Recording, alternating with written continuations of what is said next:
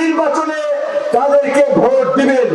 তৈরি হয়েছে একটা হানাহানি মারামারি সংঘাত সহিংসতা মুক্ত সহনশীল সম্প্রীতির নতুন রাজনীতির একটি চাঁদাবাজি দখলবাজ সন্ত্রাস মুক্ত একটি নিরাপদ এই নারায়ণগঞ্জের নগরী নয় শুধু একটি নিরাপদ বাংলাদেশ, সেই স্বপ্ন পূরণের জন্যই আমাদের অসমাপ্ত লড়াই চালিয়ে যেতে হবে।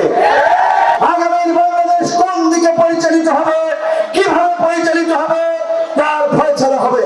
তাই এই গণ অভ্যুত্থানের ছাত্র জনতাকে সিদ্ধান্ত নিতে হবে, আপনারা নির্বাচনে তাদেরকে ভোট দিবেন।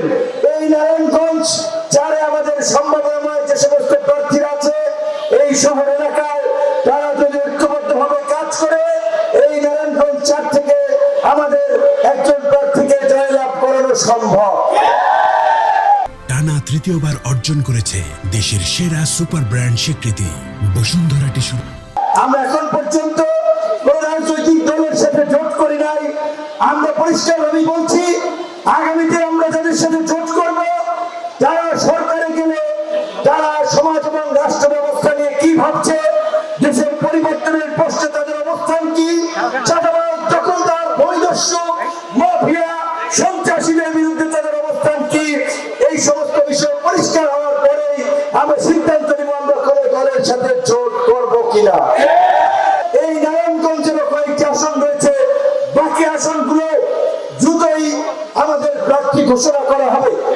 প্রকৃত অর্থে এই চাঁদাবাজ দখলবাজ মুক্ত করার জন্য, সন্ত্রাস বন্ধ করার জন্য একটা রাজনৈতিক কমিটমেন্ট দরকার, কিন্তু কোন রাজনৈতিক দলই সেটি চায় না। কারণ সবাই ভোট কেন্দ্র দখল করার জন্য, গুন্ডামি রাস্তানি করার জন্য তাদেরকে পৃষ্ঠপোষকতা করতে চায়, কিন্তু গণ অধিকার পরিষদ এই রাজনীতির পরিবর্তন করতে চায়।